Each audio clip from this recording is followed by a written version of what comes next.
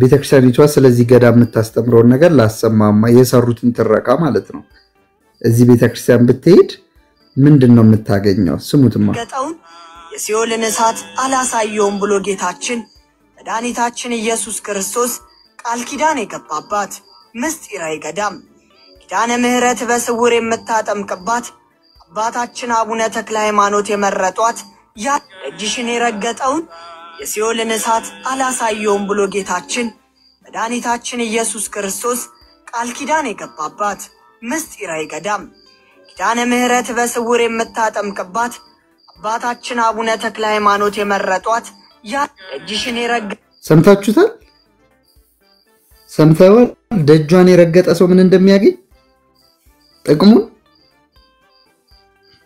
ደጇን የመርገጥን ጥቅም ሰምታችኋል ሰሚነሽ ኪዳነ ምህረት መሄድ ምንድነው ጥቅሙ ገጣውን የሲኦልን እሳት ብሎ ጌታችን መርገጥ ብቻ ሲሆን ረጋግጫዋለሁ ሁላኮ እንዴ ሰሚነሽ ሄዳል እንዴ ብቻ ሳይሆን ረጋግጫዋለሁ ሄዳል እንዴ ብዙ ጊዜ ህልሜ በጣም ብዙ ጊዜ ሄድኩት ኦኬ ስለዚህ የሲኦልን ደጅ አታይም ነው የሚልክ የትኛውን ገድል አዘልክ ብሩኬ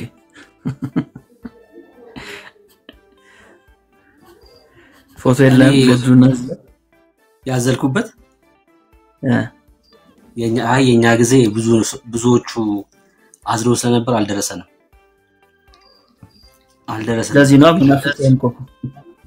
ነው በናፍቅ ያንኩ ለዛ ነው አኩርፈ ነው ስላላሳዘሉ ሸክሙን ፈርቼ ነው የሚለይ የኪሮስን አዝያለሁ እንዴ ደነገጥኩ እኮ ይጣራይ የኪሮስን አዝያለሁ የምሬ ነው አረበና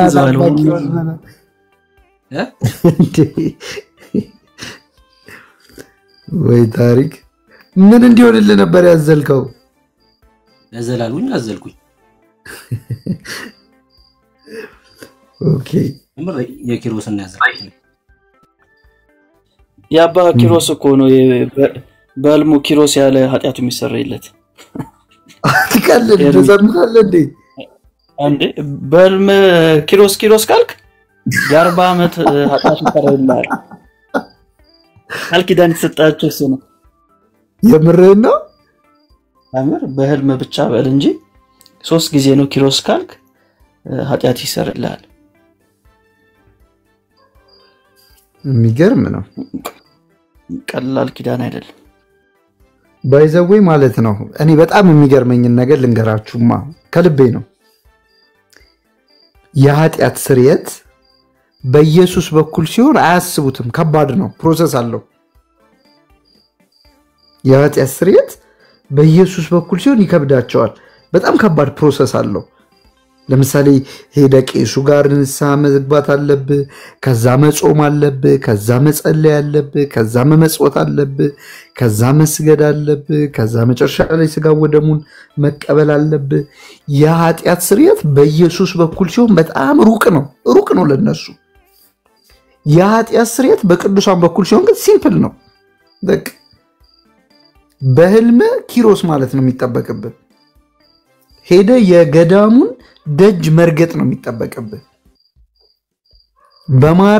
የማርያምን ተአምሯን መስማት ነው የሚጠበቅብህ በማርያም ስም ዝክር ማዘጋጀት ነው የሚጠበቅብህ በቃ ኃጢያት ይሰረይልሃል እንዴ ግሸን ሄደ ሰው እኮ ቦታውን የረገጠ ሰው የ40 ቀን ህፃን ልጅ ይሆናል ነው የሚለው ወንድ ልጅ የ40 ቀን ህፃን ልጅ ሴት ልጅ ደግሞ የ80 ቀን ህፃን ልጅ ትሆናለች እኮ ነው የሚለው እንዴ ደብረ ሊባኖስ የተቀበረ ሰው እኮ ይድናል ነው እኮ የሚለው ገድሉ በቅዱሳን በኩል ሲሆን የኃጢያት ስርየት በጣም ቀላል ነገር ነው መጽሐፍ ቅዱስ ግን ምንድነው የሚለው የኃጢያት ስርየት በጌታችን በመድኃኒታችን በኢየሱስ ክርስቶስ በኩል ብቻ ነው የሚገኘው እስኪ በእውነት የምታምኑትን ትምህርት ኢየሱስ ካደረገው ነገር ጋር አነጻጽሩት እስኪ እንዴት የኢየሱስ ክርስቶስን የደሙን ኃይል እና በጌታ በኢየሱስ ክርስቶስ የሚሆነውን የኃጢአት ስርየት እንዴት እንደናቃችሁት አስተውሉ እስኪ። እግዚአብሔር እኮ የኃጢአት ስርየትን ያዘጋጀው በልጁ በኢየሱስ ክርስቶስ በኩል ነው። ለዛ ነው የሐዋርያት ሥራ ምዕራፍ 5 ቁጥር 31 ላይ ይህን እግዚአብሔር ለእስራኤል ንስሐን የኃጢአትም ስርየት ይጸንስ ዘንድ ራስም መድኃኒትም አድርጎ በቀኙ ከፍ ከፍ አደረገው ይላል። ኢየሱስ ሰምታችኋል? እግዚአብሔር ለእስራኤል ንስሐን የኃጢአትንም ስርየት ይሰጥ ዘንድ ራስም መድኃኒትም አድርጎ በቀኙ ከፍ ከፍ አደረገው። ማንን? ኢየሱስን። ለምንድነው ከፍ ከፍ ያደረገው? የኃጢአት ስርየትና መድኃኒት ይሆን ዘንድ። ከአብ ዘንድ የተሰጠን መድኃኒት ኢየሱስ። እናንተ ግን ማርያምን መድኃኒታችን ነች አላችሁ። የተክለ ሃይማኖት መቃብር ቤዛችን ነው አላችሁ። የኪዳነ ምሕረትን ደጅ መርገጥ ኃጢአት ያስተሰርያል አላችሁ። በዚህም የአብ ውድ ስጦታ የሆነውን ጌታ ኢየሱስ ክርስቶስን ገፋችሁ። የአብ ውድ ስጦታ የሆነውን ኢየሱስ ክርስቶስን ረገጣችሁ። አይሁድ እንደተዘባበቱበት እናንተም በእርሱ በኩል የሚገኘውን የኃጢአት ስርየት ለቅዱሳን ሳያንሳችሁ ለቦታና ለመሬት እንኳን ሰጣችሁ በእርሱ በሚገኘው የኃጢአት ስርየት ላይ አላገጣችሁ። ሐዋርያት ሥራ ምዕራፍ 10 ቁጥር 43 ላይ የሐዋርያት ስብከት ምን የሚል ነበር? በእርሱ የሚያምን ሁሉ በስሙ የኃጢአቱን ስርየት እንዲቀበል ነቢያት ሁሉ ይመሰክሩለታል ይላል። ዋው! በእርሱ የሚያምን ሁሉ በስሙ የኃጢአቱን ስርየት እንዲቀበል አስቀድመው ነቢያት የኃጢአት ስርየት ይገኝበታል ብለው የሰበኩለት ዓርብ ዕለት በቀራንዮ ከፍ ባለ ተራራ ላይ እርቃኑን የሞተው የእግዚአብሔር ልጅ የሆነው ጌታ ኢየሱስ በስሙ ያመነ የኃጢአት ስርየት ይቀበላል። ለቄስ ኃጢአትን በመናዘዝ ኃጢአት አይሰረይም። 40 እና 80 በመስገድ ኃጢአት አይሰረይም። ጧት እያወራን ነበረ። በዚህ ሕማማት ወቅት ሰዎች በመስገድ ኃጢአታቸውን እንደሚሰረይ ያምናሉ። 40 በመስገድ 80 በመስገድ 100 1000 2000 በመስገድ በመውደቅና በመነሳት ኃጢአታቸውን እንደሚሰረይ ያምናሉ። መጽሐፍ ቅዱስ እንደዛ አያስተምርም። በስግደትህ ኃጢአት አይሰረይልህም። በእኔ ስግደት ኃጢአቴ ይሰረያል ብለህ የምታምን ከሆነ ኢየሱስን እየካድከው ነው። በእኔ መውደቅና መነሳት፣ በእኔ ባለመብላት፣ በእኔ ባለመጠጣት፣ በእኔ መራብና መድከም ኃጢአቴ ይሰረያል የምትል ከሆነ የክርስቶስን ሞት ከንቱ እያደረክ ነው። በስሙ ነው የኃጢአት ስርየት ያለው። በኢየሱስ ክርስቶስ ነው የኃጢአት ስርየት ያለው። ጳውሎስ ፍርድ ቤት ቆሞ ጌታ ኢየሱስ ክርስቶስ ወደ ጳውሎስ መጣና እንዲህ አለው።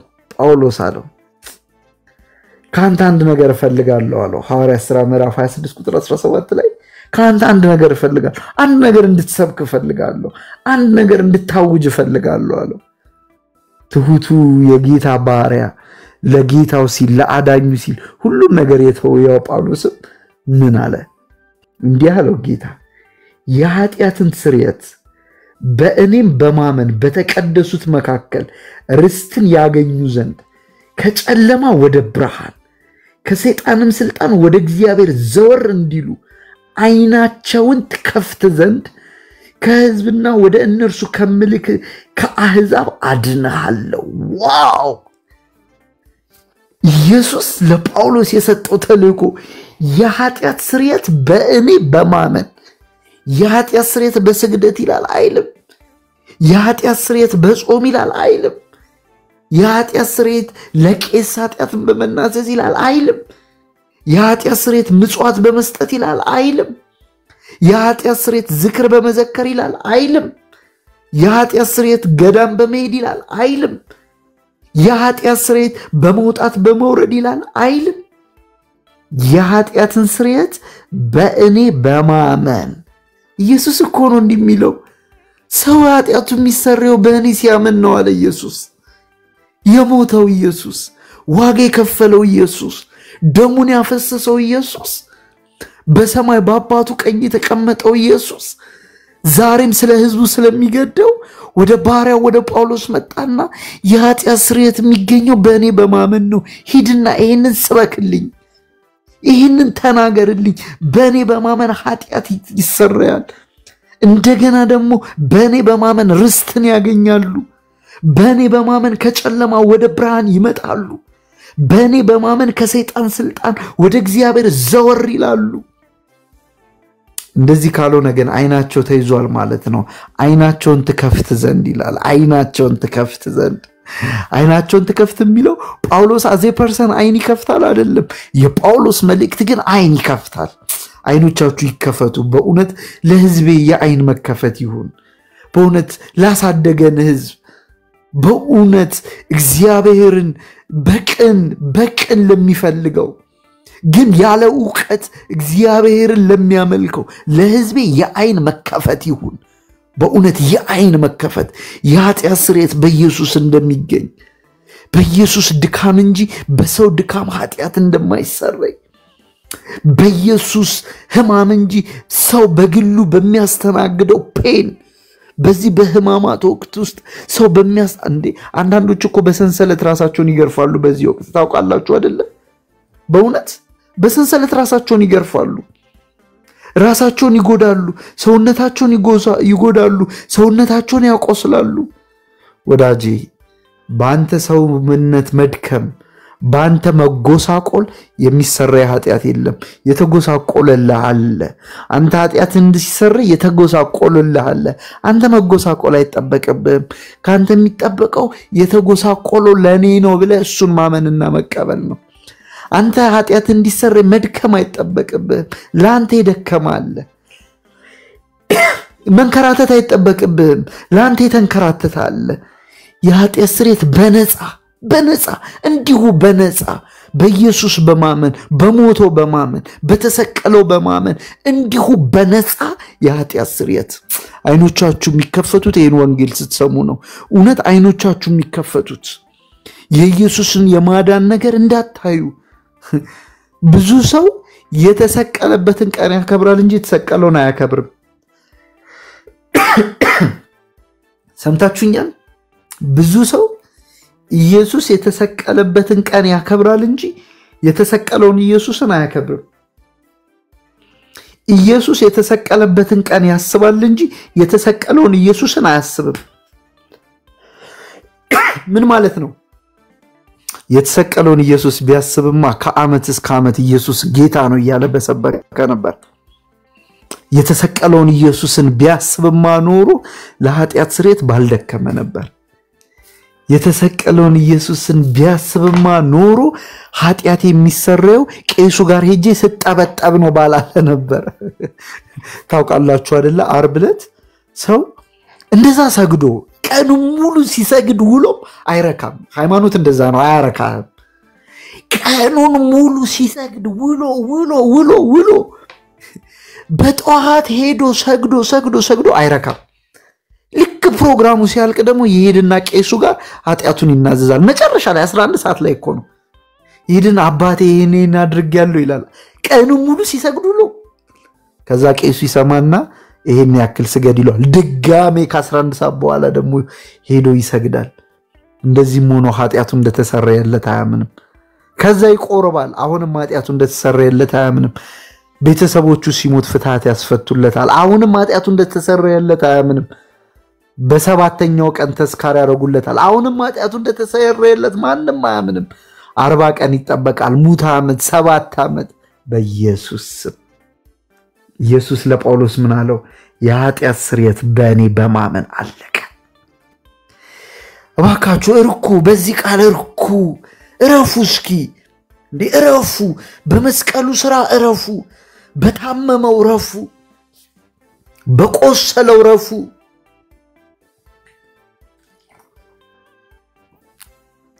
የሱ ህማም ይፈውሳል እውነት ያንተ ስግደት አይፈውስህም ያንተ ህማም አይፈውስህም ያንተ ልፋት አይፈውስህም ያንተ የሃይማኖት ስርዓት አይፈውስህም የሚፈውስ የኢየሱስ ቁስል ብቻ የሚፈውስ የእርሱ ቁስል ብቻ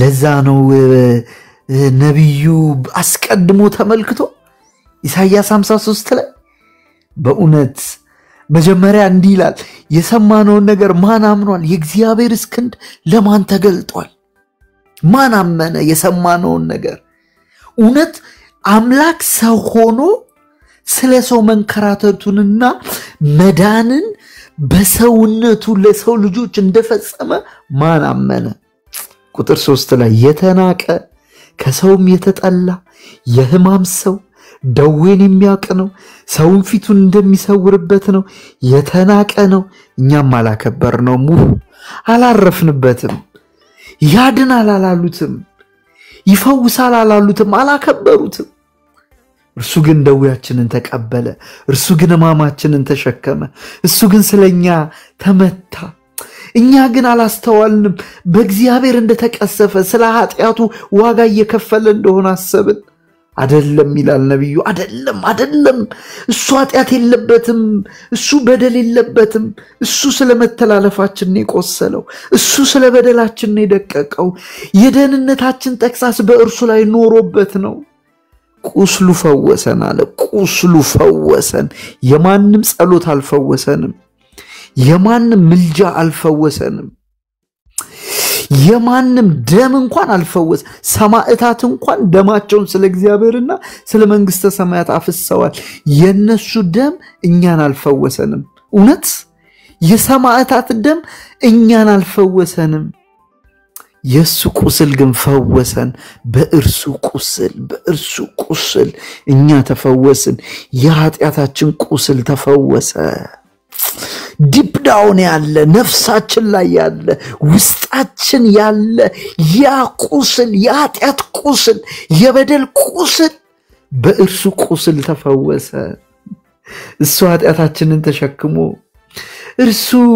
እርሱ በደላችንን ተሸክሞ እኛን ፈወሰን አይገርምም እሱ እንደዛ ሆኖ ግን ይላል በስማም እንዴት ነው በመንፈስ ተመርቶ ይሄንን ዘመን ያየው ነብዩ እርሱ እንደዛ ዋጋ ተከፍሎ እኛ ግን ተቀበዘበዝን አለ ተቀበዘበዝን መዳንን ከሌላ ቦታ ፍለጋ ተቀበዘበዝን የኃጢያት ስርየትን ፍለጋ ተቀበዘበዝን መዳንን ፍለጋ ተቀበዘበዝን ጽድቅን ፍለጋ ተቀበዘበዝን ከተራራ ከመንደር ተቀበዘበዝን እንደ በጎች ተቀበዘበዝን ከኛ እያንዳንዱ ወደ ገዛ መንገዱ አዘነበለ የራሱን ኃጢያት ስርየት ማግኛ መንገድ የራሱን ከእግዚአብሔር ጋር መታረቂያ መንገድ የራሱን የዘላለም ሕይወት ማግኛ መንገድ ሁሉም ሰው ፈለገ አይገርም እግዚአብሔር ግን የሁላችንን በደል በእርሱ ላይ አኖረ ወንድሜ ኃጢያትን የተሸከመ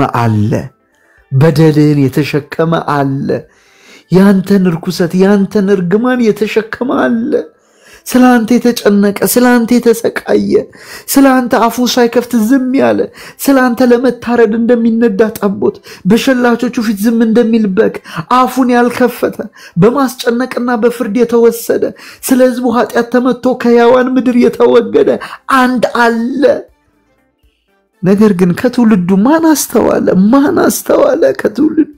ከትውልዱ ማን አስተዋለ የእግዚአብሔር ልጅ ይህንን ሁሉ መከራ የተቀበለው ሰውን ለማዳን እንደሆነ ሰውን ለማትረፍ እንደሆነ ሰውን ለመታደግ እንደሆነ ኃጢያትን ለማስተስረይ እንደሆነ ከበደል ለማንጻት እንደሆነ ሰውን ለማጽደቅ እንደሆነ ብቸኛ መንገድ ሆኖ እንደተገለጠ ብቸኛ ሕይወት ሆኖ እንደተገለጠ ብቸኛ ሰላም ብቸኛ እረፍት ሆኖ እንደተገለጠ ከትውልዱ ማን አስተዋለ በቂ እንደሆነ ከትውልዱ ማን አስተዋለ ብቸኛ ሕይወት ብቸኛ እውነት ብቸኛ መንገድ ብቸኛ መታራቂ ብቸኛ ሰላም ማግኛ መንገድ መሆኑን ከትውልዱ ማን አስተዋለ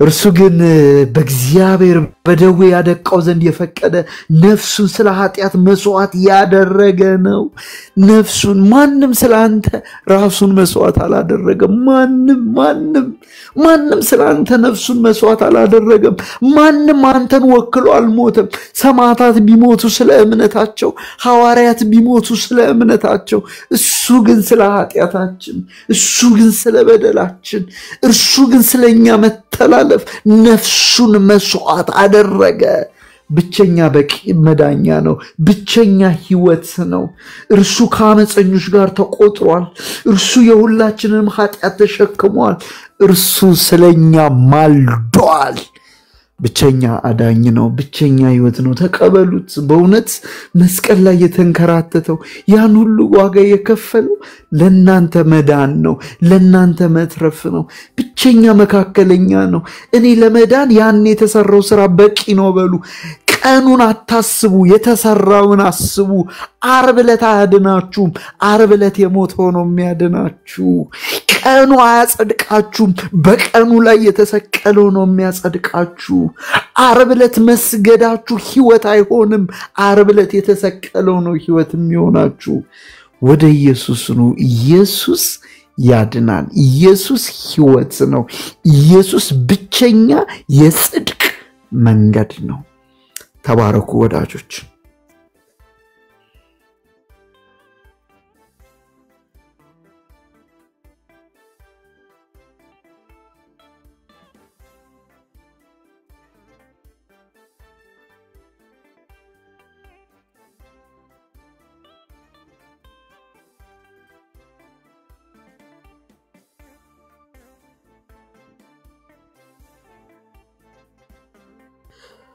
ብሩኬ ሜላ አላችሁ ቢኒ አለን ጸጋ ይብዛል ኤርሚ ወሳኝ መልእክት ነው እንግዲህ ጆሮ ያለው ይስማ ልብ ያለው ያስተውል የነቢያቶቹ ትንቢት የሐዋርያቶቹም ስብከት ይሄ ነው ስለዚህ እውነተኛው ወንጌል ይሄን ይመስላል ማለት ነው ከዚህ ውጪ ያለ እንግዲህ ወንጀል ነው ቀደም ስነግራችሁ የነበረውን እስቲ በቪዲዮ አድርጌ ለማሳየት ልሞክር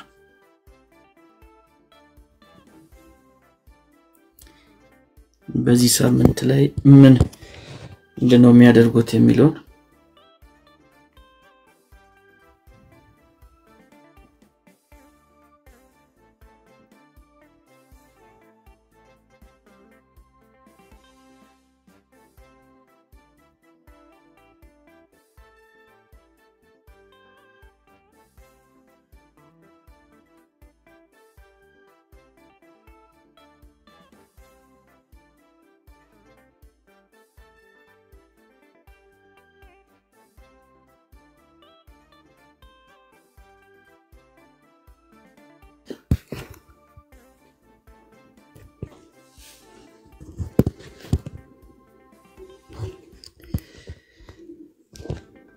እንዲሁም ደግሞ ምን በላውን ምን ተጣውንም ባርከን ለምንድን ይፈቀድልናል ማለት ነው የሚከለከለውን በደንብ በግልጽ ምናምን ያውቁት የሚገባው ነገር ምንድነው የሚከለከለው ፍትሐተ ኃጢአት ነው ይሄ ምን ነው የፍትሐተ ነፍስ ነው የሌለው ምንድነው ምን ማለት ነው በሌላ አነጋገር ስርየተ ኃጢአት የሚያሰጠው ካህኑ ቡራኬ ማለት ነው እሱ ነው የሌለው እኔ እንዲህ ራሴን መባረከው እኮ ስርየተ ኃጢአት የሚያሰጥ አይደለም አጋንንትን ለማስፈራራት ይሄ ምልክት ስለሆነ ነው ይሄ ምልክት ስለሆነ በጦር ጊዜም በሰላም ጊዜም ወታደር መሳሪያ መያዝ አለበት አይደል ይሄ ለኔ መሳሪያ ነው መቼም አንጥለው ስለዚህ ሁሉ ጊዜ የነን ይታያለው ማለት ነው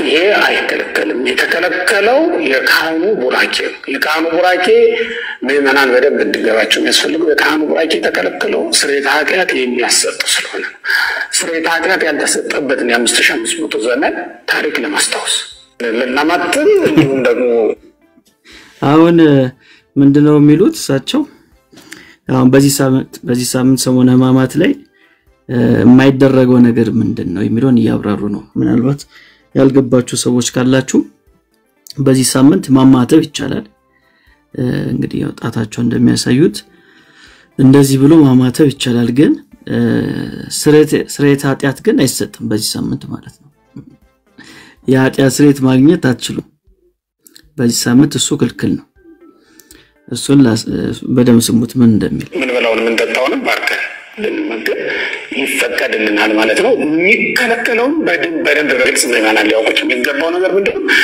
የሚከለከለው ፍትሐተ ኃጢአት ነው። ይሄ ምንድነው የፍትሐተ ነፍስ ነው የሌለው ምንድነው ምን ማለት ነው? በሌላ አነጋገር ስርየተ ኃጢአት የሚያሰጠው ይወላችሁ ስርየተ ኃጢአት የለም፣ ፍትሐት የለም። በዚህ ሳምንት እንግዲህ ኦርቶዶክስ አለመሆን ነው ወዳጄ። ይሄ ምንድነው የፍትሐተ ነፍስ ነው የሌለው ምንድነው ፍትሐተ ነፍስ የለም ምን ማለት ነው? በሌላ አነጋገር ስርየተ ኃጢአት የሚያሰጠው ቡራኬ ማለት ነው። ስርየተ ኃጢአት የለም በዚህ ሳምንት። ስለዚህ ቢያንስ ከአንድ ሳምንት በኋላ ኦርቶዶክሱ ነው እቺን ሳምንት ይለፋችሁና ከሳምንት በኋላ ብትሆን ይሻላል። እኔ እንዲህ ራሴን መባረከው እኮ ስርየተ ኃጢአት መስጠት አይደለም፣ አጋንንትን ለማስፈራራት ይሄ ምልክት ስለሆነ ነው። አጋንንትን ለማስፈራራት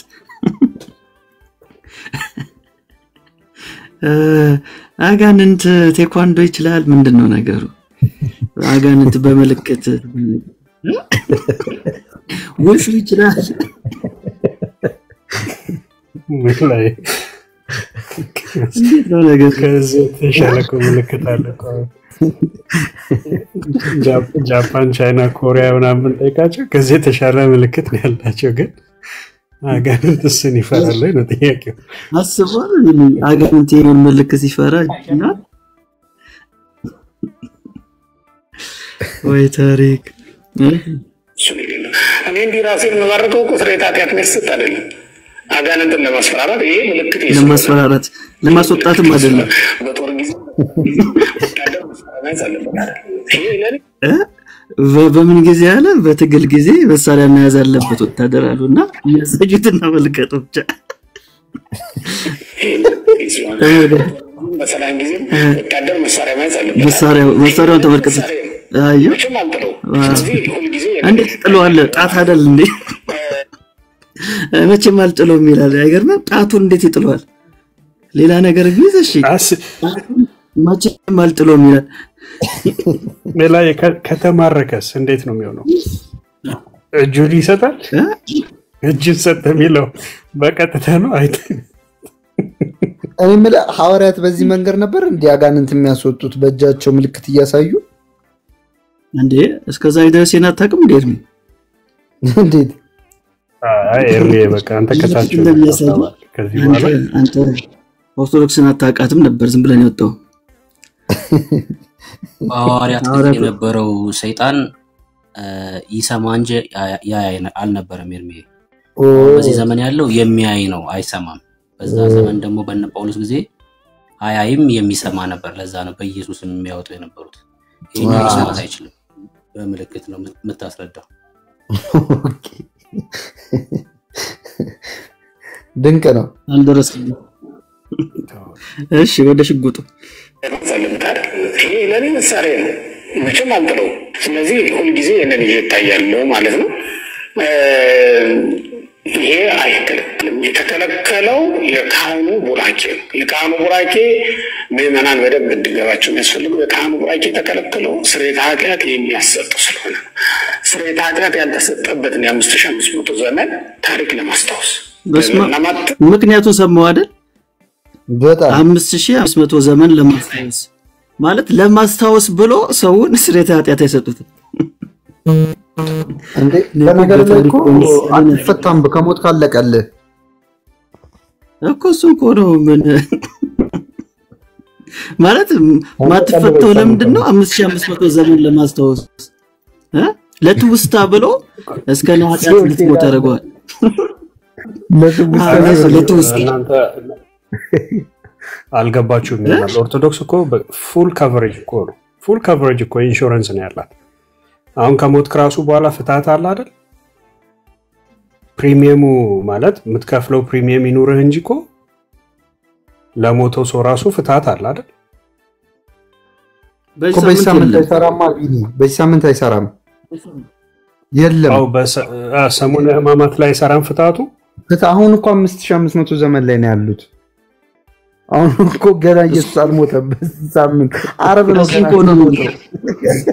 ይሄ ሳምንት እኮ ኢየሱስ አልሞተም ገና ዓርብ እኮ ነው ሞተው። አለመኩነኔ ዓመተ ኩነኔ ላይ ነው ያሉት። እና ኢየሱስ የሚሰቀለው ሮብ ነው። በዛ ምክንያት በዚህ ሳምንት ምን የለም ፍትሃት የለም። የአዳም ዘመን ላይ ነው ያሉት እናስባለ ማለት ለሰው ምን ያህል ቦታ እንደማይሰጡ እነሱ እንዳሉት እንኳን ቢሆን ስለተ ኃጢያት የሚሰጡ እንኳን ከሆነ ለትውስታ ለትዝታ ብሎ በዚህ ሳምንት አይሰጡ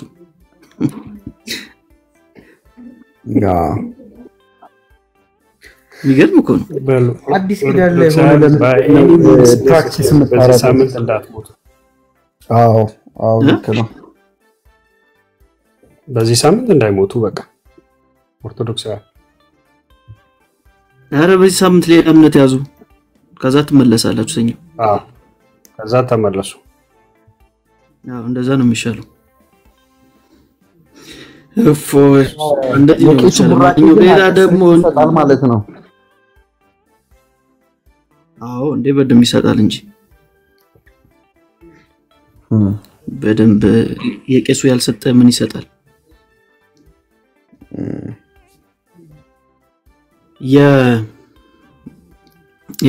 የጌታ አራትን በተመለከተ ደግሞ ሰምታል ቁርባንን ማለት ነው ያው ቁርባኑ ማንገድል ላይ ነው ያቦ ላይ ነው አይደለም ያቦ ላይ አይደለም ሰውየው ቁርባንን ከወሰደ በኋላ አስመለሰው ማለት ነው እሺ መባጽው ነው መሰለኝ አስመለሰው ከዛ በኋላ መባጽውን ሄዱና ያን ቱከቱን ይበሏል ማለት ነው እሺ ገድላቶቹ ላይ እንደዚህ አይነት ብዙ ሐሳቦች እናገኛለንና ሜላም መሳይ በላ ነበር ረባሽ እንዴት አድርጌ ለብላ መሳት ያን ወቀት አንተ ሰው ቱከት ይበላል አንተ ደና ምግብ መብላት ረባሽኝ ትላለህ ሱራ አንተ እንዴት ነው ነገሩ ሜላይ ግን እኔ ጥያቄ አለኝ አረ ቆይ በኋላ ጥያቄ ቢኒ እንትን ከዛ ይወለ የግሪክ ኦርቶዶክስ ደግሞ ምን ትላለች መሰለ ሰሞኑን አይተዋል ግሪክ ኦርቶዶክስ ምን እንደምትል ምን ትላለች ቁርባንን በተመለከተ ቆይ ላሳያችሁማ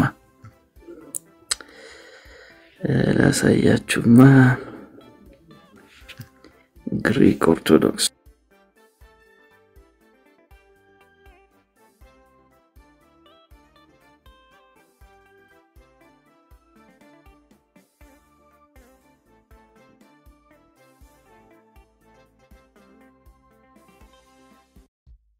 ግሪክ ኦርቶዶክስ ምንድነው የሚያደርጉት ቁርባኑ ሲነጥብባቸው ምንድነው የሚያደርጉት when a priest accidentally spills communion on the floor?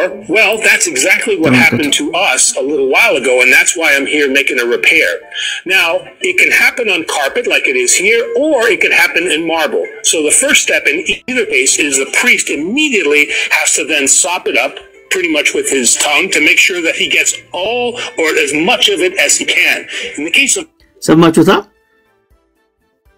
ቁርባኑ ከነጠበበት ምንጣፉ ላይ ከነጠበ ቄሱ ምን ያደርጋል እንደዚህም በረከክና በመላሱ ያጸደዋል ማለት ነው እስከቻለው ድረስ ከዛስ marble, that's really all that you have to do is just to make sure it's clean.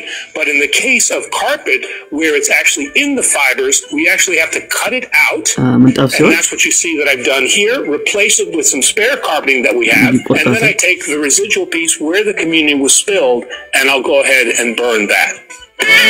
አያችሁ አይደል ምንጣፍ ካልሆነ ምን ያደርጋል ቄሱ ይልሷል በመላሱ ይልሷል ንጹህ እስከሚሆን ድረስ ማለት ነው ሲሚንት እንትን ምንድነው ሲሚንት ወይም ሴራሚክ ምናምን ከሆነ ምንጣፍ ግን ከሆነ እንደዚህ ቆርጠውና ከዛው ላይ ሄዶ ያቃጥለዋል ማለት ነው እና ቄሱ ምን ቢሆንለት ጥሩ ነው ምንጣፍ ቢሆንለት ነው ጥሩ አይደል ኪስ ነው የሚያመጡት ግን ሰሞኑ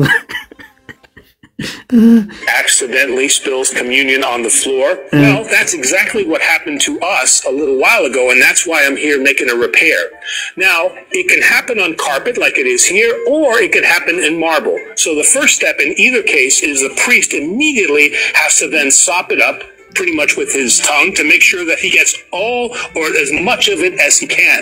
In the case of marble, that's really all that you have to do is just to make sure it's clean. But in the case of carpet, ተመከት ማርብል ሲሆን እና ማርብል የሆነበት ቤተክርስቲያን ሄደ ነው አንተ የምትለው አይደል ምንጣፍ ያለበት ምን It's ያወጣ actually in the fibers. We actually have to cut it out. ተመልከቱ እንዲቆርጡታል እሺ And that's what you see that I've done here. Replace it with some spare ከዛ ይቀይሩታል በሌላ እንደዚህ የተቆረጠ ይቀይሩታል carpeting that we have, and then I take the residual piece where the communion was spilled, and I'll go ahead and burn that. ከዛ እሱን ደግሞ ምን ያደርጉታል ያቃጥሉታል ወይ ታሪክ እንዲህ ነው እንግዲህ ማለት ኦርቶዶክስ በቃ ሲያም ያለበት ቦታ ብቻ ጤነኛ ነገር የለም የሆነ ችግር አለ እስታውን ወደ ጥያቄ ማለፍ ትችላለህ ቢኒ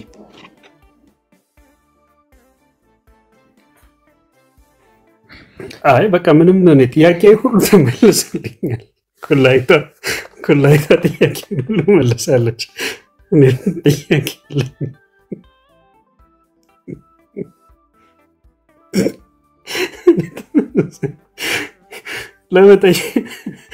ለመጠየቅ ራሱ እኮ በጣም አስቸጋሪ የሆነ ነገር ነው የሚያደርጉት አሁን ለምሳሌ አክሲደንትሊ ስፒል ያደረገው እንትን ላይ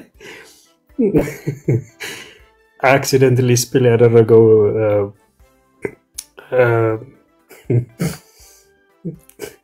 ምንድነው ኮሚኒየን ላይ እንደው ባጋጣሚ እንበልና ቄሱ በጫማው ቢቆምበት ጫማውን ገልብጦ ይልሰዋል ማለት ነው እንዴ ወዶ ነው ይልሰዋል እንጂ በደንብ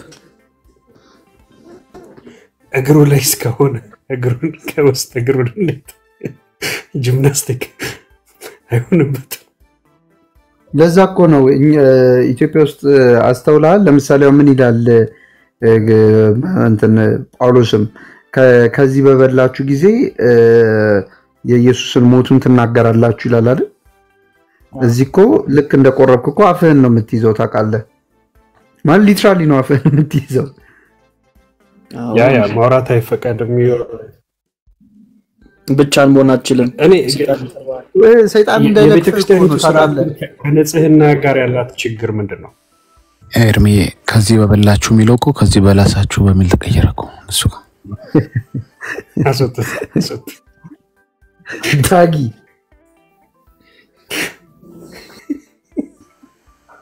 ያለ መረጃ እናወራም ቴንኪው ሜላ ምንም አይደል ዳጊ ምንም አይደል እየበላችሁ የነበራችሁ ሰዎች ግን ይቅርታ መጀመሪያ ማስጠንቀቂያ መናገር ነበረብኝ እንዲህ ነው እንግዲህ ብቻ ኦርቶዶክስ የሚል ስያሜ ያለበት ቦታ ሁሉ ወይ መላስ አለ ወይ መግሮስ አለ ወይ መጥባት አለ የሆነ ነገር ብቻ አለ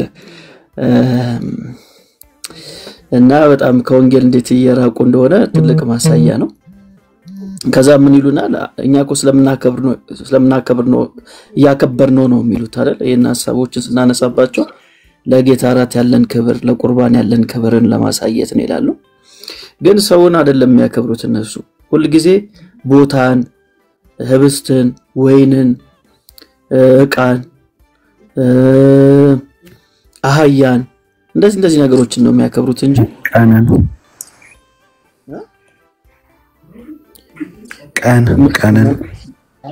ቀንን ለሰው ያላቸው ቦታ በጣም ዝቅተኛ ነው ስዕልን የሚገርማችሁ አንዱ በዚህ በሰሞነ ህማማት ከሚነበበው ጽሁፍ መካከል አንዱ ምን ይላል መሰላችሁ ባለፈውም ጊዜ ያነሳለው መሰለኝ ባለፈው ማመት ሰሞነ ህማማት ላይ በተለይ የሮቡ መሰለኝ ካልተሳሳትኩ የሚነበብ አለ በዚህ ሳምንት ላይ ማለት ነው እና መጽሐፉ ያለው የለም ማለት መጽሐፉን ዛሬ ሳልይዞ መጣው እንጂ አሳያችሁ ነበር ሜቢ ነገ አሳያችኋለሁ ኢየሱስ ባንድ ወቅት ጠፍቶ ነበር ይህን ታሪክ ሰምታችሁታል ኢየሱስ ባንድ ወቅት ጠፍቶ ነበርና የሉቃስ ላይ ያለውን አይደለም ከዛ በኋላ ካረገ በኋላ ነው ማለት ኤርሚ ሰምቷል ኧረ በጣም አልሰማው ምን ሆነ መሰለ አንዲት ሴት ነበረችና የማርያምን ስዕል ምስለ ፍቅር ወልዳ የሚባለው ማርያም ያው ሕፃኑን ይዛ ያለችበት ስዕልን ሁሉ ጊዜ ታከብረው ነበር ትሰግድለታለች ሃይማኖታዊ ልምምዶችን ታደርጋለች አንድ ወቅት ላይ ያ የሴቲቷ ልጅ ጅብ ወሰደባት ጅብ ይዞባት ሄደና ሴቲቱ በጣም ተናዳ ሄዳ ከማርያም ስዕል ልጇን ቆርጣ ወሰደችው ከዛ በኋላ እንትን ውስጥ ምንድነው ቁም ሳጥን ውስጥ ደበቀችው ማለት ነው እና ምን አለቻት ማርያምን ልጄን ካላመጣሽ ልጅሽን አልሰጥሽም አለች ከዛ በኋላ በቃ ኃይለኛ መብረቅ ይታየና በር ይንኳኳል ከዛ በሩን እንዳስትከፍት ማርያም ትመጣለች ልጇን ይዛ ማለት ነው እንኪ ልጅሽን እንኪ ከብብቴ ውስጥ የወሰድሽው ደግሞ ልጄን ስጭኝ ትላታለች ከዛ ቁም ሳጥኑን ትከፍቶና ኢየሱስን ትመልስለታለች ማለት ነው ለማርያም ሮብ ነው ማክሰኞ የሚነበበው አንዱ ነው በዚህ ሳምንት ወይ ታሪክ አንዱ የሚነበበው በዚህ ሳምንት ይሄ ታሪክ ነው እና የኢየሱስን ህማም እያሰብን ነው ይላሉ ማለቅ የሌለው ተረት ያለው ይሄንን ነው እንዴ ደግሞ የማርያም ንግግር ነው በጣም የገረመኝ ከብብቴ ውስጥ የወሰድሽው ልጄን አምጪ ነው የምትላት ቃል በቃል እንደዛ ነው የሚለው ዲዮድራንት ነው እንዲወሰደችበት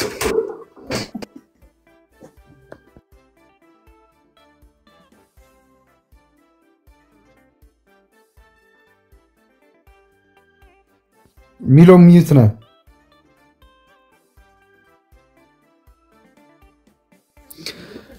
አውቄ ነው ሚዩት እንኳን ዳጊ ሊያጣላኝ ነው ከብዙ ሰዎች ጋር ምናልባት እስቲ ነገ መጽሐፉን ከሳመጣው ታዩታላችሁ ስቱዲዮ ረስቸው መጥቼ ነው በጣም ብዙ የሚገራርሙ ሐሳቦች ነው ያሉት በተለይ እንትን ግብረ ሕማማት የሚባለው መጽሐፍ አይቷል አዎ እንዴ በጣም የኢየሱስ ሕማም ሳይሆን ወንጌል የሚካድበት መጽሐፍ እኮ ነው እንዴ ማለት አንዳንድ ነገሮች ደስ የሚሉ ነገሮች አሉበት ያው እንደየትኛውም ገድላቶች አንዳንድ ደስ የሚሉ ነገር ጣልጣል ያደርጉበታል በተለይ ከኢየሱስም ጋር በተገናኘና እኔ መጽሐፌ ላይ ተወሰነ አስገብቼበታለሁ ግን ኢንዘን ጀነራል ጠቅላላ ሐሳቡን ስታየው ግን በጣም አስደንጋጭ ብዙ ሐሳቦች አሉት ለምሳሌ አንዱ ምንድነው የሚለው አርብ ዕለት እንግዲህ የፊታችን አርብ ስቅለቱን ሲያስቡ የሚነበበው 9 ሰዓት ላይ ያለው የሚነበበው ምን የሚል ክፍል ነው ሰይጣን ኢየሱስን ውጦታል የሚለው ክፍል ነው የሚነበበው እና ኢየሱስ ምን ይላል መሰለ ሰይጣን አላምጦኛል ይላል ከዛኔ ሆድ ውስጥ ሆኜ ጥርሱን ሰበርኩት ይላል ውጦኛል ይላል ማለት ነው እና ሰይጣን ኢየሱስን ውጦታል ብሎ አርብ ላይ ያነቡታል ማለት ነው ከውስጥ ነው ያሸነፈው አምላኬ ለምን ተውከኝ ሲለውና እቺ ጽዋ ከኔ ትለፍ የሚለውን ቃል ሰምቶ ሩቅ በሲ መሰለው ሰይጣን ኢየሱስ ያው ኖርማል ሰው ብቻ መሰለውና ሂዶ ዋጠው ማለት ነው ከዛ ኢየሱስ ውስጡ ገብቶ መለኮቱን ሲያሳየው አልቻለም ሰይጣን ጥርሱ ተሰበረ እና በሲኦል የነበሩት ነፍሳቶች በዝብዙ አወጣ ማለት ነው ይሄ ይነበባል አርባውን ይፍታችን አርብ የሚነበበው አንዱ ይሄ ክፍል ነው የ9 ሰዓቱ ክፍል ማለት ነው ይገርም ነው ራሱ ኢየሱስ እዛ ክፍል ላይ ምንድነው የሚለው ሰይጣን ዋጠኝ ነው የሚለው ሰው መስየው ዋጠኝ ከዛስ አላመጠኝ ይላል እኔ ግን ጥርሱን ሰበርኩት ይላል ማለት ነው ታሪክ እንዴት በጣም ጥሩ አይደል የሚያስቡት ኢየሱስን ነገ ይዘውና እጆ መጣለሁ ነገ አሳያችኋለሁ መጽሐፉ ራሱ ምን እንደሚያክል እኮ በስማ ግዙፍ ነው የሌለው ነገር የለም በጣም ትልቅ መጽሐፍ ነው ነገ አሳያችኋለሁ እንደ ጌታ ፍቃድ አሳያችኋለሁ ዛሬ ኤርሜል ለምን እንደተናገሩነቱን ሜቢ እሱ ጋም እኮ ሊኖር ይችላል መጽሐፉ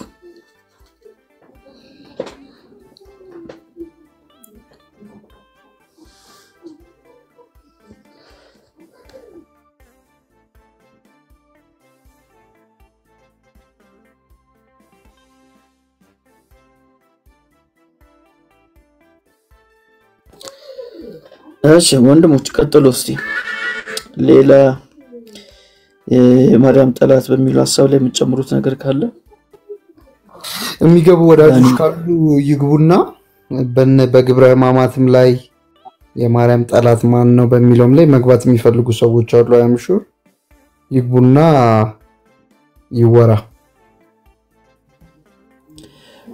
አይ ይመጣሉ ብለህ ነው አይመጡም እነዚህ ሐሳቦች ሰምተውማ አንዳንዱ ዛሬ ስለሆነ የሚሰማው ደንግጦ ቁጭ ነው የሚለው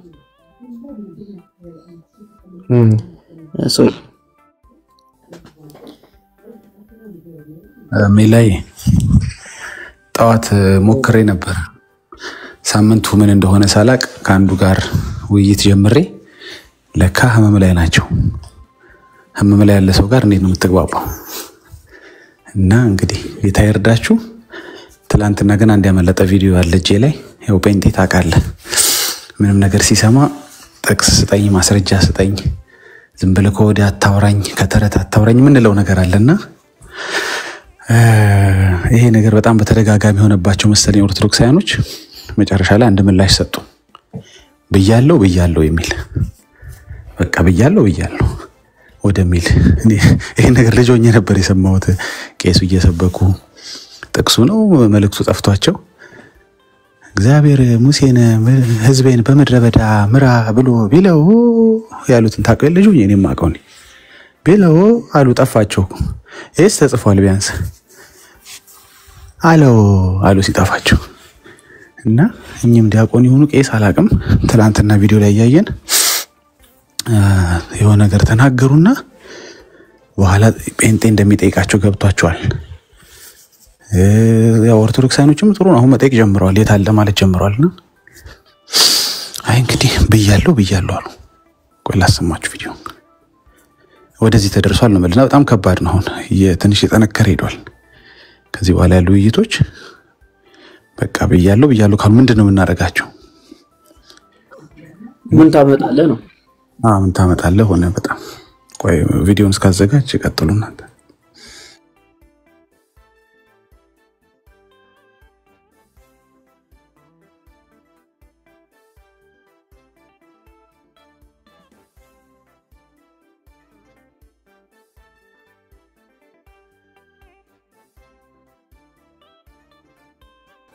ኤርሚ ትልቁ ተኝቻለሁ ብሏል ዛሬ ኤርሚ ስግደት ላይ ነው ዛሬ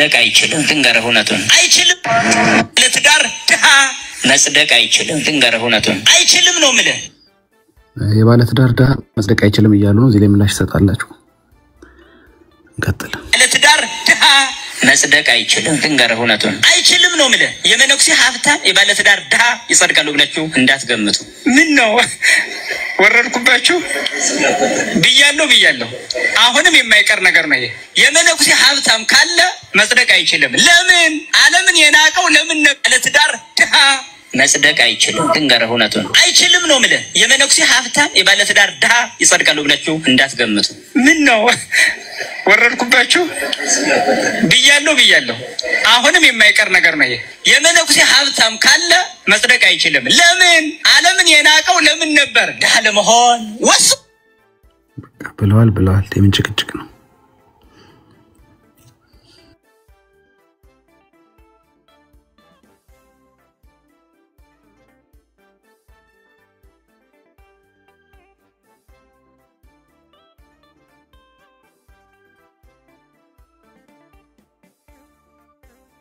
ዳጊ እስቲ አንድ ድገሙ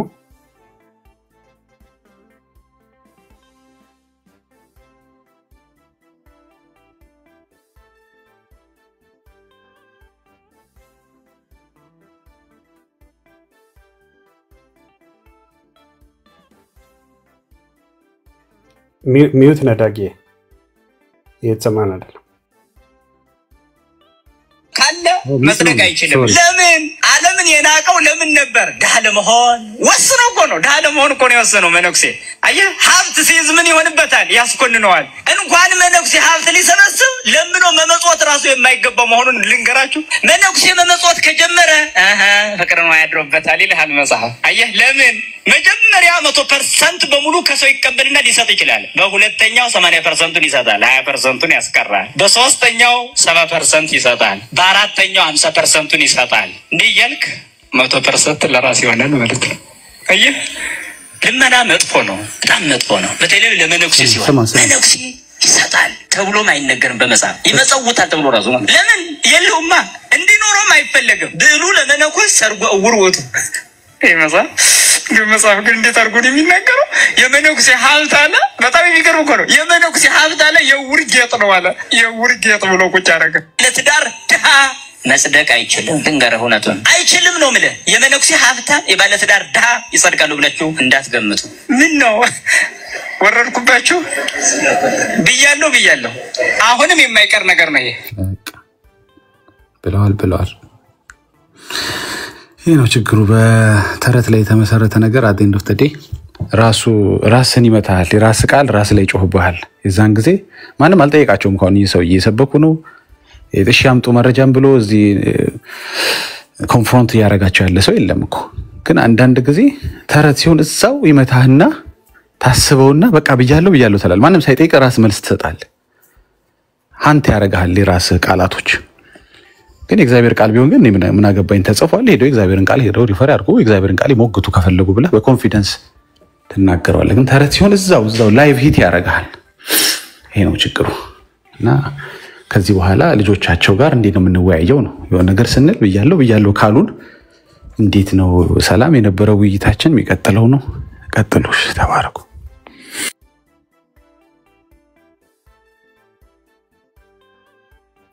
በተለይ ደሃ ባለትዳሮች አይጸድቁም ያሉት ነገር በጣም አይ ዶንት ኖ this is too much በጣም ልብ ይሰብራል።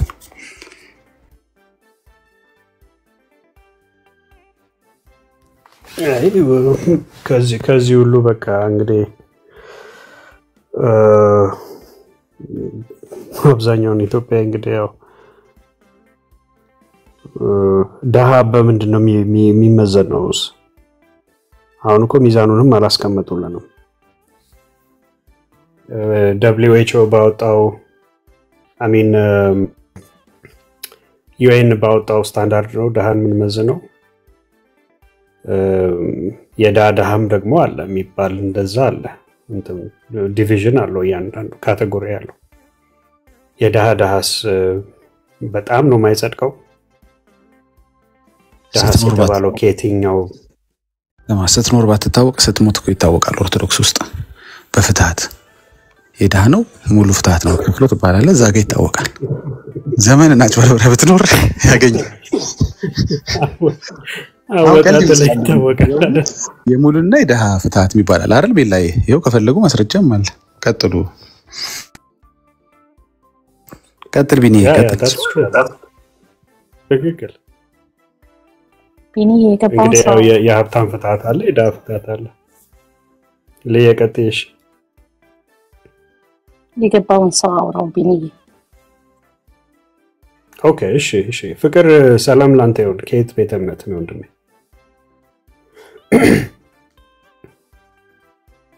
ፍቅር ሚውትን አንሳው ወንድም አለ።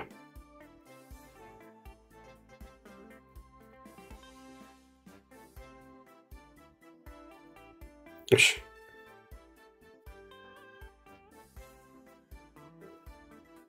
ኦርቶዶክሳውያን ካላችሁ ላኩልንና መግባት ትችላላችሁ። አንድ የሚገባኝ ነገር ያሳፍራል ወይ የመልየ ምን አልክ?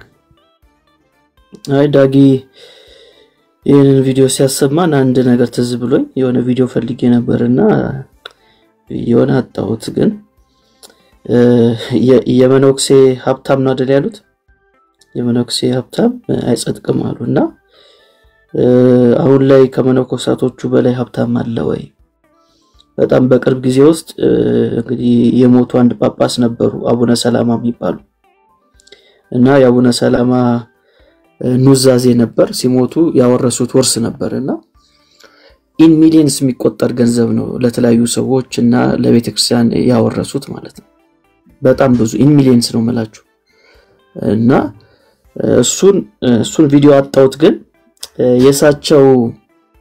የሳቸው ተማሪ ማን ነው መምህር ዘበነ ናቸው የአባ ሰላማ ተማሪ እና ያን ጊዜ አባ ሰላማ ይሄንን ኑዛዜያቸውን ከተነገረ በኋላ በዜና ነው የተነገረው በኢኦቲሲ ላይ ተነገረ በኋላ በጣም ብዙ ሰው እንዴት አንድ መነኩሴ ሁሉ ኢን ሚሊየንስ የሚቆጠር ገንዘብ ይኖረዋል የሚል አንዳንዱ ሲወቅሳቸው የተለያየ አስተያየት ሲሰጥ ነበርና ዘበነ ለዚህ ምላሽ የሰጠው አንድ ቪዲዮ አለ እሱ እንኳ ያሰማችሁ ምን እንደሚል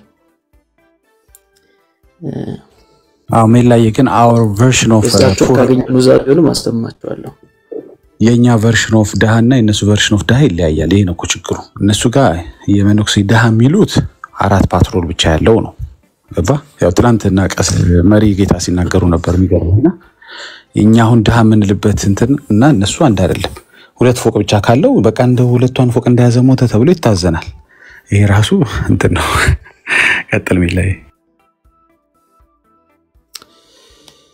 እሺ ይሄንን የክፋት ንግግር ከመናገር በፊት መጠየቅ ያስፈልጋልና አቡነ ሰላማ ቤቱን ኬት እንዳመጡት ታውቃለህ ያው ምላሽ ነው ለአቡነ ሰላማ ለተቹ ሰዎች ምላሽ ነውና እንዳልኳችሁ በጣም ብዙ ኢሚሊየንስ ቢቆጠር ገንዘብ ነበራቸው ትላልቅ ቤቶች ነበሯቸው ወደ G+3 ምናምን ነገር እና ዘቢያው የሳቸው ተማሪ ስለሆነ እንትን ያደርጋል ዲፌንድ ለማድረግ ነው እሳቸው በገንዘባቸው ገዙት ሰው ሰጣቸው ታውቃለህ 2 ለቤተክርስቲያን አብረዋቸው ላስተማሯቸው ልጆቻቸው ለረዷቸው አባ ሰላማ ወንዶች እነ መምህር ቦጋለ እነ መምህር ዘገዬ ጋግረው አብኩተው አስተተው ጋግረው ወጥ ሰተው በገዳማዊ ኑሮ እንደኖርን ታውቃለህ አንደኛ ይሄንን የክፋት ንግግር ከመናገር በፊት መጠየቅ ያስፈልጋልና አቡነ ሰላማ ቤቱን ኬት እንዳመጡት ታውቃለህ እሳቸው በገንዘባቸው ገዙት ሰው ሰጣቸው ታውቃለህ 2 ለቤተክርስቲያን አብረዋቸው ላስተማሯቸው ልጆቻቸው ለረዷቸው አባ ሰላማ ወንዶች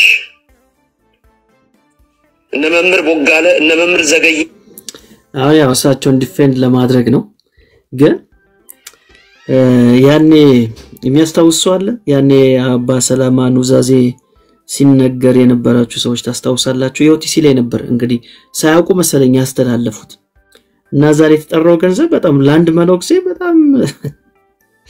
በጣም የሚዘገንን ገንዘብ ነበር ሲነሳ የነበረውና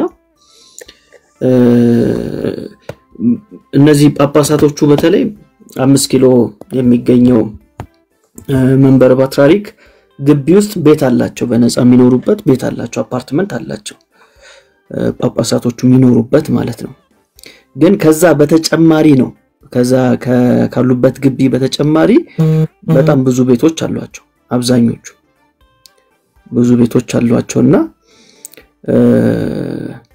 አሁን ከተናገሩት መምሩ ከተናገሩት ትምርት ጋራ በጣም የሚጋጭ ነው በሳቸው ንግግር ከሆነ የትኛው ጳጳስ የትኛው መነኩሴ ምን አይልም አይጸድቅም ማለት ነው እኔስ የምትጨምሩት ሐሳብ ካለ ጨምሩበት አባ ሰላማ ግብጽ ፕሮቴስታንት ኮሌጅ ነው እንደተማሩት የሆነ ቪዲዮ ላይ እየሰማው ነበር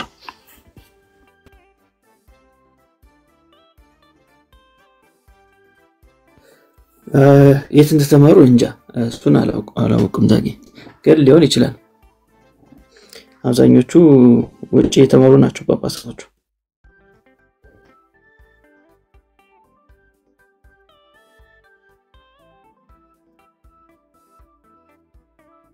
ፈቃደኛ ከሆኑ እኔ በሙያዬ ኦዲት ማድረግ እችላለሁ።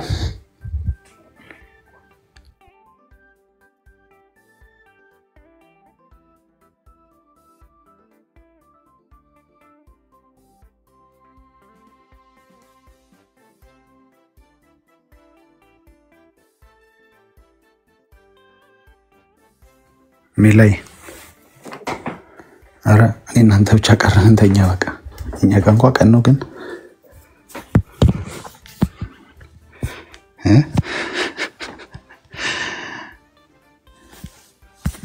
እንትኑ ያላችሁ ሀብት እኮ ተሰብስቦ ብዙ የመሰላችሁ ከታክስ በፊት ነው እንዳይሉንና እንዳያስቁን እንጂ ታክስ እንከፍላለን ምናምን ብለው ማለት ነው።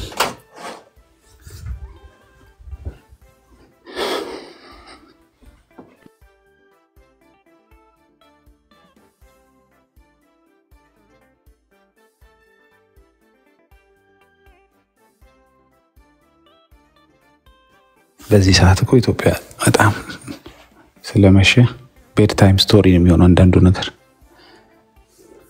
ምን ይሻላል? ኤርሚ ከፍቷል። ኦኬ ኦኬ አላወኩም። ቼክ ላድርግ። ለነገሩ ዳኒ ስለሚተኛ እንዳይዘጋ ብዙ ጊዜ ከፍታል ኤርሚ በዚህ ሰዓት።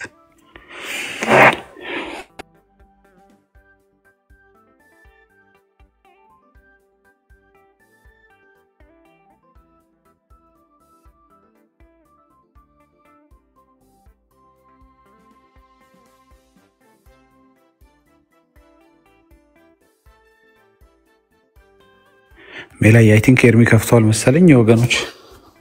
ዳኒም ስለሚተኛ በዚህ ሰዓት እንዳይዘጋብን አላችሁ ቢኝ አለ ዳኒ ጋር ለመደወል እየሞከርኩ ነው አይደል? ብዙ ጊዜ በዚህ ሰዓት ስለሚዘጋ እሱ ይከፍታል። እዛ መሄድ እንችላለን ማለት ነው። የቀረ ሀሳብ ካለ እናንተ ቀጥሉ፣ ተባረኩ። የቀረውን ወይ ፖሊስና እርምጃው ላይ ወይ በሰላም ኦዲት ሲደረጉ እናየዋለን። ተባረኩ።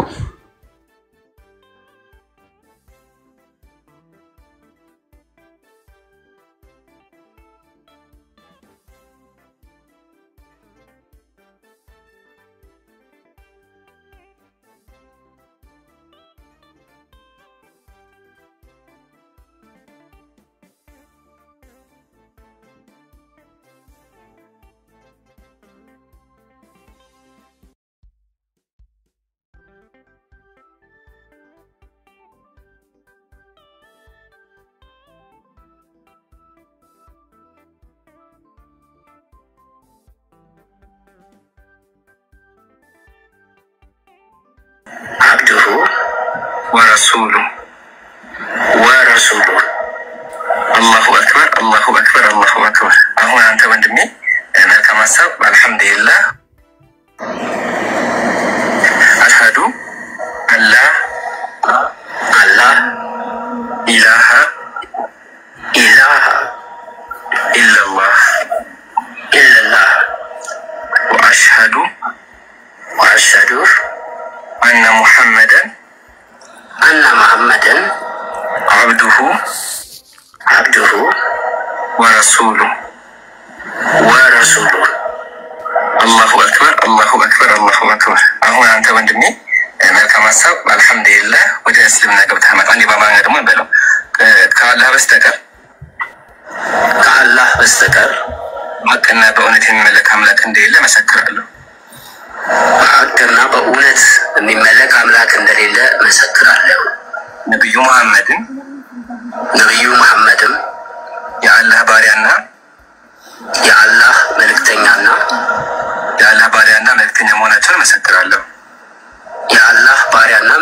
መሆናቸውን መሰክራለሁ። አላሁ አክበር አላሁ አክበር። አሽሃዱ ኦኬ እሺ።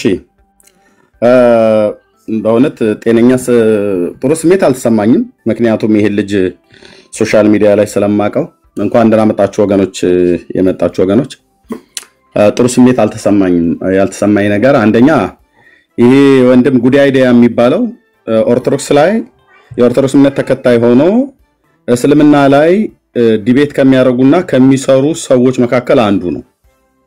እኛም ጋር ወንጌላውያን አማኞች ጋራ መጥቶም እኔ ቤት በጣም ብዙ ጊዜ ኢቭን ሞዴሬተር ሁሉ ሰጥቸው ነበር እና በጣም ብዙ ጊዜ እኛም ጋር መጥቶ በጣም ተከራክሮ ወደ ቲክቶክ ከመጣበት ጊዜ ጀምሮ ቤቴ ደጋግሞ በመምጣት እሱም ቤት ራሱ በመሄድ ያቺ ጸዲም የተባለች ግልብልብ ሴትዮ ስታግለበልበው ነበር እና እነ መዝሙር ያሬድ ሁሉ በሙሉ ማለት ነው እዚህ ሶሻል ሚዲያ ያሉት የኦርቶዶክስ እምነት ተከታይ ስለነበረ ማለት ነው እስልምና ላይ ዲቤት ከሚያደርጉ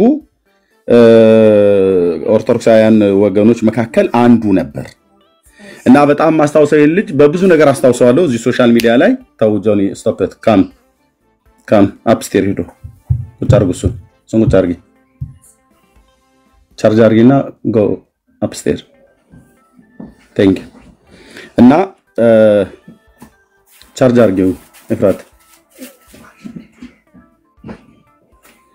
እና ከማስተዋወስበት ነገር አንዱ ይሄ ልጅ አንደኛ ምንም የመጽሐፍ ቅዱስ ዕውቀት የለውም ምንም መጽሐፍ ቅዱስ ዕውቀት የለውም ንግግሩ ላይ ሳይው ገራገር ይመስላል ግን ሰው በንግግሩ አይደለም የሚታወቀው ልብ ጋር ነው ሰው በንግግሩ ለስላሳ መስሎ አንዳንዴ ቆዳቸውም ለስላሳ ሆኖ ልባቸው አሮጋንት የሆኑ አሉ አንዳንዴ ንግግራቸውም ለስላሳ መስሎ በጣም ትዕቢተኞች የሆኑ ሰዎች አሉ እና ንግግሩ ላይ ግን ለስላሳ ነው በቃ ስታየው አንድ ኢትዮጵያዊ ንግግሩን ወይ እንደው ቆዳው ለስላሳ ነው ገራገር ነው ብለህ እንደምትለው እንደዛ አይነት ነው እና በተለይ አንዴ ማስተዋወሰው የዛሬ 3 ዓመት አካባቢ ስለኛ ወደ ቲክቶክ እንደመጣው በቃል ኪዳኑ ታቦት ጉዳይ እየተነጋገርን በነበረበት ሳለ በዚያን ቀን አኬ የተባለው ሰው የኔ አኬ መጣለ ብለው የሚሏት አንድ እንደማስፈራሪያ አድርገው የሚያወሯት ነበሩ ኦርቶዶክሳውያን እና አኬ የተባለውም ሰውዬ ምን ያህል ዜሮ እንደሆነ በሶሻል ሚዲያ ላይ በታቦቱ ጉዳይ አላወራም ብሎ እንዳለ የመጀመሪያ ቀን ልክ በኮሜንት በጣም ሲያስቸግሩኝ ኦርቶዶክሳውያኑ በታች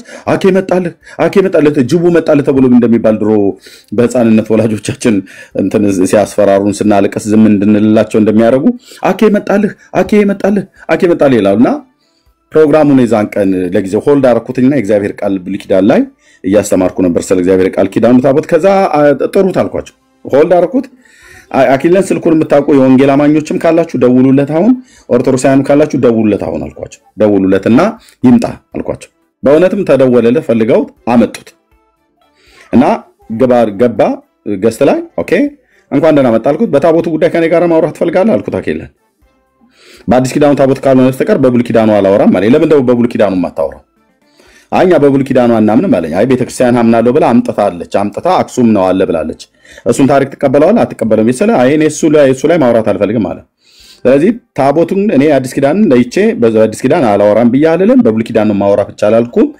በታቦት ጉዳይ በብሉይም በአዲስ ኪዳን ማውራሃለው እንግዲህ አባቶች እንደሚሉት ነው ያልኩት በወቅቱ የተናገርኩት አባው እንደሚሉት ነገርን ከስሩ ውሃን ከጥሩ ብለው እንደሚሉ ከሰሩ መሰረት ነው መጀመሪያ ያለብን ታቦቱ ወደ ኢትዮጵያ መጣ የተባለበት ትርክት ቤተክርስቲያንህ አይደለም አንተ ዓለም ይወቅልኝ ብላ የተናገረችበትን አንተ ማታፍርበት ከሆነ ና ተናገር ብያልኩትኝና አኬ መጣ ተጠርቶ አልፈልግም አለ በቃ የዛን ቀን እንደሆነ ነው የዛን ቀን ነው ቀኑ አስተዋውሳለሁና የዛን ቀን በራኪለን ጠራውት እኔ ዛሬ 3 ዓመት በስልክ አስጠርቼ ከዛ ኦርቶዶክሳውያን እዚህ ታች የሚንጫጩ ይሄ አረብ ሀገር ሴት ሁሉ ሁለተኛ አኬ መጣ ብላችሁ እንዳትጠይቁ በቃ አላወራም ብለዋል በታቦት ጉዳይ አላወራም ብለው የመጨረሻ እንደው ኤፊ ቤት ነው ለሁለተኛ ጊዜ ተጠርቶ የመጣው ባለፈው ላይ ማለት ነው በታቦቱ ጉዳይ አክሊል አይደለም ምህረት አብ አልተሳሳትን ብሎ የሚለውን እኮ ተናግሮ አንድ ኦርቶዶክሳዊ መምህር እፊቴ ቆሞ ታቦትን ሞግቶ እውነት ሊያደርግ ይቻላል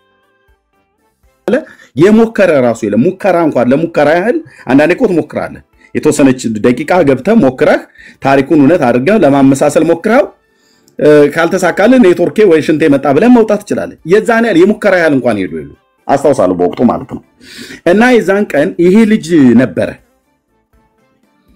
አድማኖ መልካም ሐሳብ ማለት ነው ጉድ አይዲያ እስልምና ሃይማኖት ላይ ዲቤት ከሚያደርጉ ኦርቶዶክሳውያን መካከል አንዱ ነው አሁን ኦርቶዶክሳውያን ምን እንደሚሉ ይሄ ልጅ አሁን ቀጥታ እስልምናን ተቀበለ አሁን ምን ይሉልሃል እነ መምሬ እንቶኔ አይድሮም ከኛ ወገን አይደለም ይላል የኦርቶዶክስ ተዋሕዶ ቤተክርስቲያን ሰው ነው ዲቤት ይሰራል እስልምና ላይ እና የዛን ቀን ሜላም ነበረ በወቅቱ ወንድሜ ሜላም ነበረ ኔጋ ገስት ላይ ማለት ነው እየተነጋገርን እያለው የቃል ኪዳኑ ታቦት ላይ በታምር ያበበችው የአሮን በትርና መና የተቀመጠባት መርሶብ ወይ ደግሞ መሶብ ነው ተብሎ የተባለው ዕብራውያን ላይ ጎሞር የተባለው እሱ በታቦት ውስጥ ነበረ ብለን ስንለው ከየት ነው ያመጣችሁት ብሏለን። መልካም ሐሳብ ማለት ነው ጉዳይ ዲያ ከየት ነው ያመጣችሁት? እኔ አዲስ ኪዳን ላይ መና የተቀመጠባት የወርቅ መሶብና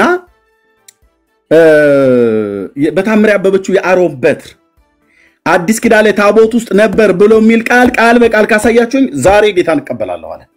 ልክ ይሄን ብሎ ሲል ከሜላ አፍ ላይ ብድግ አድርጌ ተቀበልኩኝ ነው። ወዲያውኑ ቆይ ሜላ ሚዩት አድርገው አልኩት። ላሳየህ አዲስ ኪዳን ላይ አልኩት።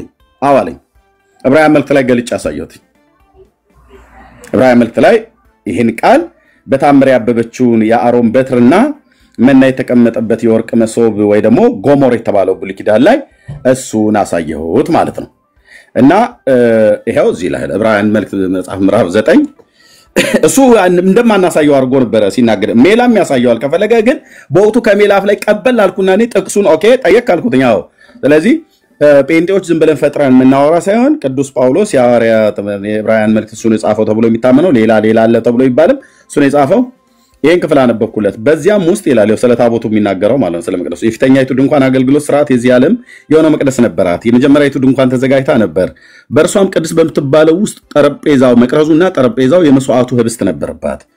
ከሁለተኛው መጋረጃ ወዲያ ቅድስተ ቅዱሳን የምትባለው ድንኳን፣ በዚያም ውስጥ የወርቅ ማዕጠንት ነበር። ሁለንተና በወርቅ የተለበጠች የኪዳን ታቦት፣ በእርሷም ውስጥ መና ያለባት የወርቅ መሶብና የበቀለች የአሮን በትር የኪዳኑ ጽላት ነበር። ይሄ የወርቅ መሶብ የተባለው አዲስ ኪዳን ላይ ነው መሶብ ተብሎ የተባለው እንጂ ጎሞር ማለት ነው ዘጸአት መጽሐፍ ምዕራፍ 17 ላይ እና በታምር ያበበችው የአሮን በትር ዘኍልቍ መጽሐፍ ምዕራፍ 17 ላይ።